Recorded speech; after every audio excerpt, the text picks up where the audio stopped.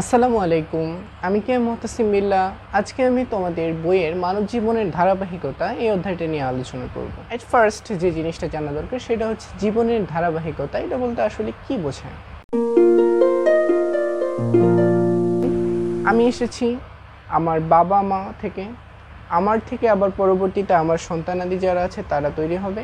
এখন কথা হচ্ছে যে প্রক্রিয়ার মাধ্যমে পিতামাতা থেকে সন্তান সন্ততি তৈরি হয়, এই প্রক্রিয়াটাকে বলা হচ্ছে ধারাবাহিক প্রক্রিয়া এবং এটাই হচ্ছে জীবনের ধারাবাহিক। কী ভাবছো, প্রজনন? হ্যাঁ, ঠিকই, এটাই হচ্ছে প্রজনন প্রক্রিয়া। যেহেতু প্রজনন প্রক্রিয়া, তাহলে প্রজনন সংক্রান্ত যে কাজগুলো আছে এগুলো যে তন্ত্রের মাধ্যমে সংগঠিত হয় তাকে কি বলা হবে? প্রজনন তন্ত্র বা জননতন্ত্র। যেহেতু পুরুষ এবং স্ত্রী আলাদা আলাদা, কাজেই মানুষের ক্ষেত্রে প্রজননতন্ত্রগুলো দুই ধরনের, একটা হচ্ছে পুরুষ প্রজননতন্ত্র আর একটা হচ্ছে স্ত্রী প্রজননতন্ত্র। আসো এখন আমরা শুরুতেই পুরুষ প্রজননতন্ত্রের কিছু অংশ সম্বন্ধে জেনে নিই। তার আগে আরেকটা কথা বলি, এই যে প্রজননতন্ত্র, পুরুষ প্রজননতন্ত্র, এখানে একে আমরা মোটামুটি দুইটা ভাগে ভাগ করতে পারি। একটা হচ্ছে প্রধান আর একটা হচ্ছে আনুষঙ্গিক।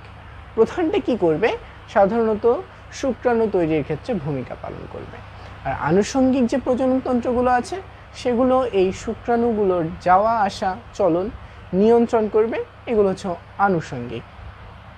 আসো, প্রধান যে আমাদের অংশটা পুরুষ প্রজননতন্ত্রের তাকে বলা হচ্ছে আমাদের টেস্টিস বা শুক্রাশয়।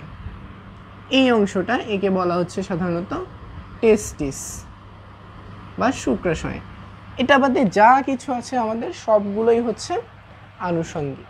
এটাকে আরও দুইটা ভাগে ভাগ করতে পারি, একটা হচ্ছে বহির্যৌনাঙ্গ আর একটা হচ্ছে অভ্যন্তরীণ বা অন্তঃস্থ। দেখো, এই যে এই স্থানটা, এটার বাইরে যেটা আছে, যে অংশটা দেহের বাইরে নিষ্ক্রান্ত হয় এক কথায়, সেটাই হচ্ছে বহির্জননাঙ্গ। আর যেটা দেহের ভিতরে অবস্থান করে তাকে বলা হচ্ছে অন্তঃজননাঙ্গ।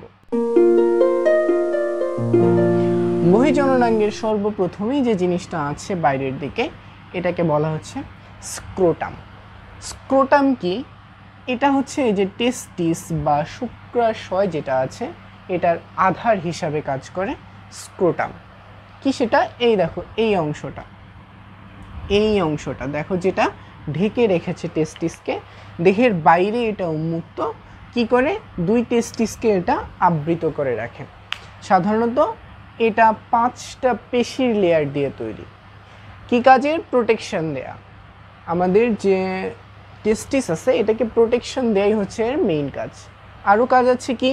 এটা সঠিক টেম্পারেচার বজায় রাখতে সহায়তা করে, যে টেম্পারেচারটা এই যে টেস্টিস বা শুক্রাশয়ের ভিতরে শুক্রাণু তৈরির ক্ষেত্রে একটা গুরুত্বপূর্ণ ভূমিকা পালন করে। তাহলে এটা কি? স্ক্রোটাম। স্ক্রোটাম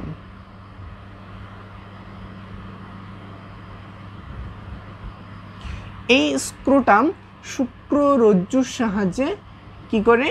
এই যে আমাদের উরু থেকে ঝুলে থাকে নিচের দিকে।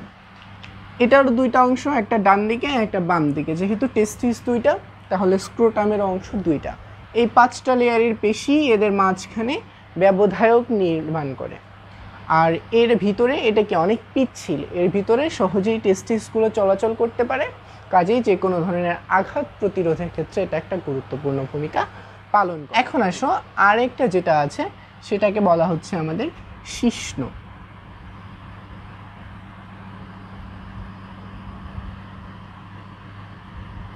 এটা কি করবে? এটা হচ্ছে মেইনলি আমাদের বাইরের দিকে যে ইউরেথ্রা এবং প্রজননতন্ত্রের যে স্পার্ম এবং ইউরিন, মানে হচ্ছে শুক্রাণু এবং মূত্র, এগুলো দেহের বাইরে নিষ্ক্রান্ত হয় যে অংশটার মাধ্যমে, সেটাকে বলা হচ্ছে শিশ্ন। এখন এটার কাজ কি? এটার কাজ হচ্ছে, দেখো, এর ভিতরে এই যে একটা টিউব আছে, এই টিউবের মাধ্যমে মূলত মূত্রথলি থেকে মূত্র এবং এই যে শুক্রাণু এটা পরিবাহিত হয়। ঠিক আছে? এখন আসো, এটা যে স্থান থেকে উত্থিত হয় বা যে স্থান থেকে অরিজিন হয়, উৎস এটার যেটা, তাকে বলা হচ্ছে আমাদের শিশ্নমূল। এই অংশটার উপরের দিকে এখানে বেশ কিছু ফ্যাট টিস্যু থাকে, চর্বি থাকে, এর গোড়া থেকে বেশ কিছু লোম উদ্গত হয়।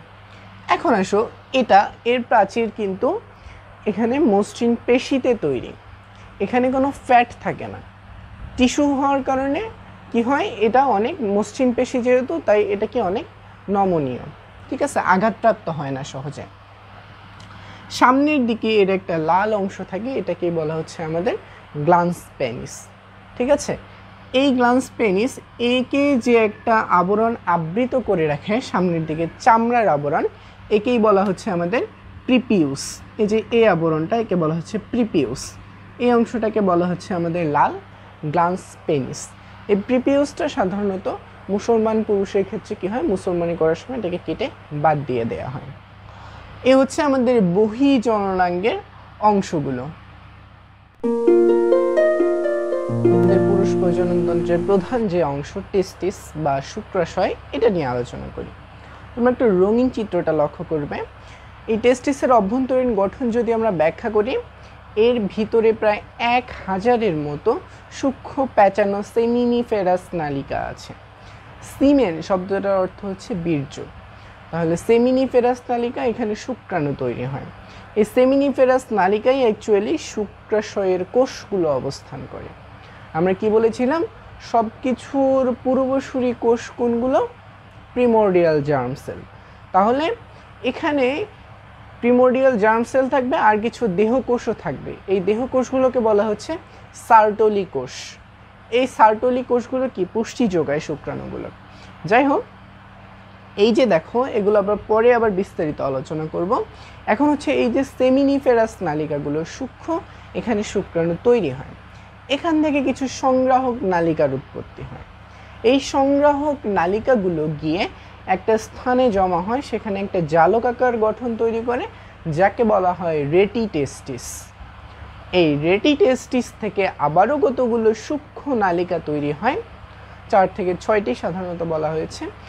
এই সূক্ষ্ম নালিকাগুলোকেও সংগ্রাহক নালিকা বলে, কিন্তু এগুলোর স্পেসিফিক নাম আছে, এগুলোর নাম হচ্ছে ভাসা ইফারেন্স বা ডাক্টাস ইফারেন্স। এখন এই যে ভাসা ইফারেন্সগুলো আছে, এগুলো এরপরে কি হয়, এই টেস্টিস থেকে বের হয়ে আসে। বের হয়ে এসে এই যে আমাদের এপিডিডাইমিস, উপরে যে একটা ক্যাপের মতন অংশ, এই স্থানটাতে এসে এগুলো মিলিত হয়।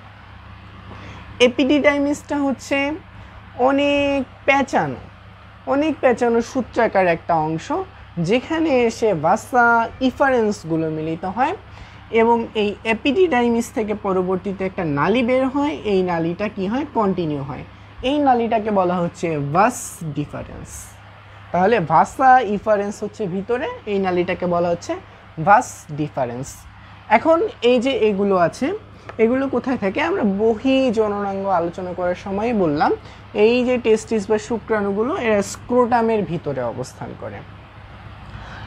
সাধারণত ডান দিকের থেকে বাম দিকেরটা একটু বড় হয় এবং নিচের দিকে একটু ঝোলানো অবস্থায় থাকে। এখন এই যে আসো, এটার কাজ কি, এপিডিডাইমিসটার কাজ কি, এই যে এখান থেকে কিছু উপাদান পৃথক করা, আর যেগুলো উপাদান প্রয়োজনীয় সেগুলোকে আবার সরবরাহ করা ভাসা ডিফারেন্স দিয়ে বাহিত করার জন্য।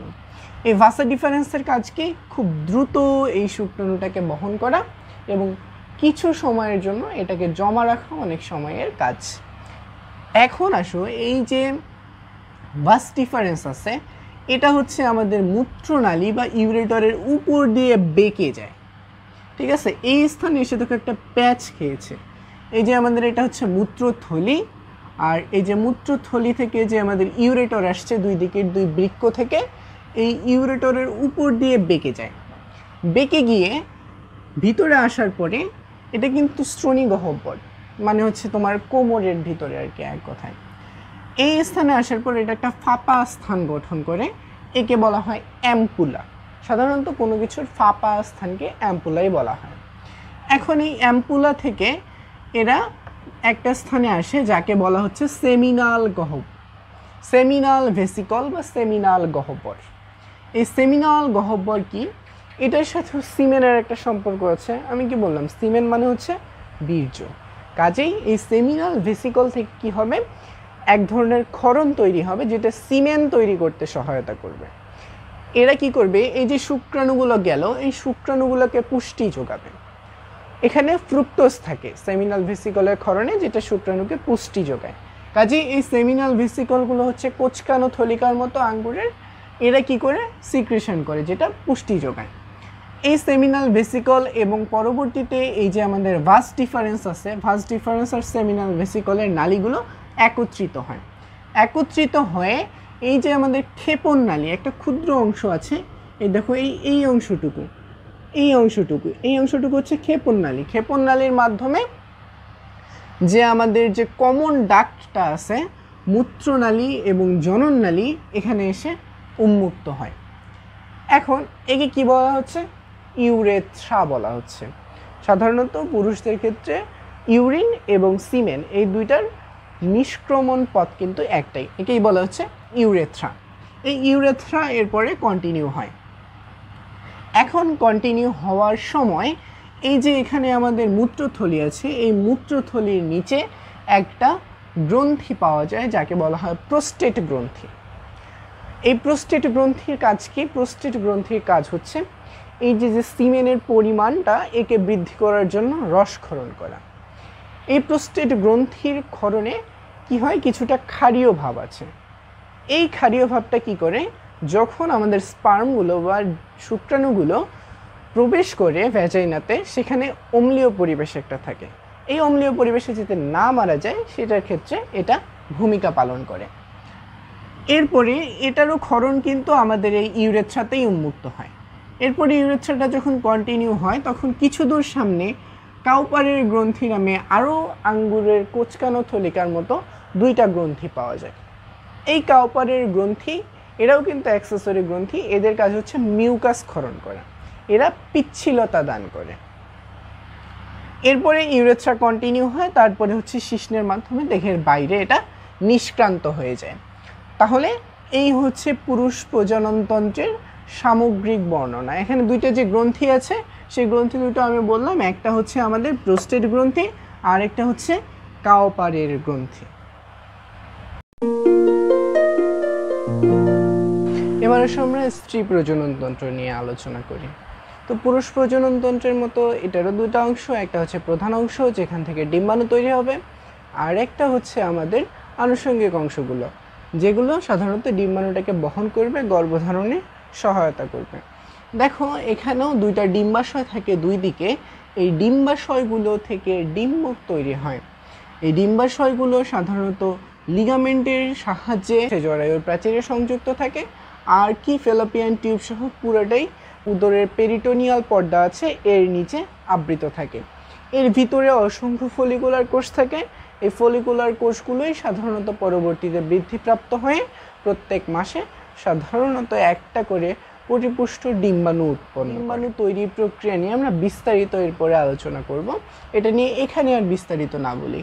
এখন দেখো এই যে ডিম্বকটা তৈরি হয় এখানে, এই ডিম্বকটা এই যে ডিম্বনালীর প্রাচীরকে ছেদ করে বা ছিঁড়ে বাইরে বের হয়ে আসে। যখন এরা পরিপূর্ণভাবে তৈরি হয়ে যায় এক সময় বাইরে বেরিয়ে আসে, বেরিয়ে আসার পরে এই যে ডিম্ব নালী, এই নালীটাকে বলা হচ্ছে ডিম্ব নালী, যেটার মাধ্যমে এরা বাহিত হয়। ঠিক আছে, এই নালীকে আরেকটা নাম আছে এটার, সেটাকে বলা হয় ফেলোপিয়ান নালী বা ফেলোপিয়ান টিউব। ফেলোপিয়ান নালীর কিছু অংশ আছে, শুরুর দিকের যে অংশটা সেটা হচ্ছে ফিমব্রি বা ঝালরের মতো। তোমরা রঙিন চিত্রটা লক্ষ্য করলে দেখতে পারবা ভালো, ওখানে ভালোভাবে মানে আইডেন্টিফাই করে দেয়া আছে ফিমব্রি। প্রথমে যে অংশটা সেটা হচ্ছে ফিমব্রি। ফিমব্রিটা নরনক্ষম, সাধারণত এদের নরনের কারণেই কিন্তু যে ডিম্বাণুটা বের হয় সেটা এর ভিতরে প্রবেশ করে। দেখো এদের মাঝখানে কোনো ফিজিক্যাল কানেকশন নাই, এই জায়গাটা দেখো ফাঁপা, তারপরেও কিন্তু এর ভিতর দিয়েই প্রবেশ করে ডিম্বাণুটা, সেটা হচ্ছে ফিমব্রি থাকার কারণে। এই ফিমব্রির পরেই যে একটু চওড়া অংশ যেটাকে বলা হচ্ছে ফানেল আকার ইনফান্ডিবুলাম। এই ইনফান্ডিবুলামের পরেই একটু ফাঁপা স্থান আছে এক্সটেন্ডেড, একে বলা হচ্ছে অ্যাম্পুলা। অ্যাম্পুলা কিন্তু আমাদের হচ্ছে ওই যে আমাদের শুক্রনালী যেটা ছিল বা ভাষা ডিফারেন্স যেটা ছিল সেখানেও ছিল। তো এখানে অ্যাম্পুলা আছে। অ্যাম্পুলার পরে যে স্থানটা আমাদের এই যে জরায়ুর পাশে একেবারে অবস্থান করে একে বলা হচ্ছে ইসথমাস। ইসথমাস কি করে? এটা জরায়ুর পাশে অবস্থান করে। ফিমব্রির পরে যে স্থানটা অ্যাম্পুলা, যে স্থানটা ফাঁপা স্থানটা, এই স্থানেই অ্যাকচুয়ালি নিষেক প্রক্রিয়াটা সম্পন্ন হয়। এই যে এখান থেকে শুক্রাণুগুলো এই পুরা পথটা বাহিত হয়ে এসে এইখানে ফার্টিলাইজড হয়, এখানে নিষেক হয়। নিষেক কিন্তু এখানে হয় না, এইটা শুক্রাণুটাই বাহিত হয়ে এসে পরবর্তীতে এখানে এসে আমাদের নিষেক প্রক্রিয়াটা সংগঠিত হয়। যাই হোক, এবার এই ফেলোপিয়ান টিউবের পরেই যেটা আছে সেটা হচ্ছে জরায়ু। জরায়ুর 3টা স্তর, বাইরের দিকে হচ্ছে পেরিমেট্রিয়াম, মাঝখানে হচ্ছে পেশির স্তর বা মায়োমেট্রিয়াম, এরপরে ভিতরের দিকে হচ্ছে এন্ডোমেট্রিয়াম। এই ভিতরের ওয়াল বা এন্ডোমেট্রিয়াম, এখানেই কিন্তু ভ্রূণটা সংস্থাপিত হয়। সাধারণত এই যে এখানে জাইগোট হইলো, জাইগোট হওয়ার পরে এটা এখানে এসে এর গায়ে আটকে যায় এবং এখানেই পরবর্তীতে ভ্রূণটার বৃদ্ধি এবং বিকাশ সম্বন্ধীয় সকল কার্যাবলী সংগঠিত হয়। এর 2টা অংশ, উপরের দিকে দেহ আর নিচের দিকে হচ্ছে গ্রীবা বা সার্ভিক্স বলে যেটাকে, জরায়ু গ্রীবা। এই সার্ভিক্সটা কি করে, এই যে ভ্রূণটার হরণ প্রতিরোধ করে। এটা যখন বৃদ্ধি হয় ভ্রূণটা এখানে, তাকে ওখানে থাকতে সহায়তা করে। ঠিক আছে, জরায়ু স্বাভাবিক অবস্থায় যেটাই থাকে এটা কিন্তু তোমার গর্ভধারণের সময় প্রায় 20 গুণ বেশি প্রসারিত হয়ে যায়। এখন এই যে আসো, এটার কিন্তু নাশপাতি আকৃতি বলা হয়েছে, আরেকটারও নাশপাতি আকৃতি বলা হয়েছিল, সেটা হচ্ছে আমাদের প্রোস্টেটের। এগুলো একটু মনে করে পড়বা, যেখানে যেটা পাবা কোনো পড়ার সাথে মিলাই পড়বা, যেমন এখানে অ্যাম্পুলা আছে, ওখানেও অ্যাম্পুলা আছে, এভাবে পড়বা, তাহলে সহজ হবে। এখন এই সার্ভিক্স থেকে হচ্ছে যোনিপথের মাধ্যমে এটা বাইরে নিষ্ক্রান্ত হয়। এই দেখো, এখানে যোনির প্রাচীর কিন্তু মাংসল খাঁজ আছে এখানে, যেগুলোকে বলা হয় রুগী। রুগী থাকার কারণে কি হয়, এটা হচ্ছে যে সেন্সেশন বা অনুভূতিটা, এই অনুভূতিটা এটার মাঝখানে এবং এখানে বেশ কিছু স্নায়ু থাকে, এবং যে আমাদের যে শিশ্ন যখন এখানে প্রবেশ করে সেটাতে এই অনুভূতিটা সঞ্চালিত করে। এটা পরবর্তীতে যোনিমুখের মাধ্যমে দেহের বাইরে নিষ্ক্রান্ত হয়। এখন আসো, এই যে এখানে কিন্তু শুক্রাণুটা প্রবেশ করে, তারপরে শুক্রাণুটা এখান থেকে বাহিত হয়ে ফেলোপিয়ান টিউবে যায়। ঠিক আছে, এখন আসো আমরা এক্সটার্নাল জেনিটালিয়া বা বাহ্যিক যৌনাঙ্গ নিয়ে আলোচনা করি। সাধারণত উপরের দিকে থাকে হচ্ছে আমাদের ইউরেথ্রা, ইউরেথ্রার নিচে থাকে হচ্ছে যোনিপথ, তার নিচে হচ্ছে আমাদের পায়ু বা অ্যানাস থাকে। ভার্টিক্যাল কিছু পর্দা দিয়ে বা কপার দিয়ে এটা আবৃত থাকে। বাইরের দিকে থাকে হচ্ছে কি ল্যাবিয়া মেজোরা, ল্যাবিয়া মেজোরার নিচে থাকে ল্যাবিয়া মাইনোরা, এবং তারপরে হচ্ছে অভ্যন্তরীণ যে অংশগুলো থাকে সেগুলো থাকে। এই যে দুই ল্যাবিয়া মেজোরার অংশ, এই ল্যাবিয়া মেজোরার উপরের অংশের দিকে সাধারণত যে অংশটা থাকে, এই অংশটা সাধারণত কিছুটা উঁচু হয়ে থাকে, একে বলা হচ্ছে মন্স ভেনেরিস বা মন্স পিউবিস।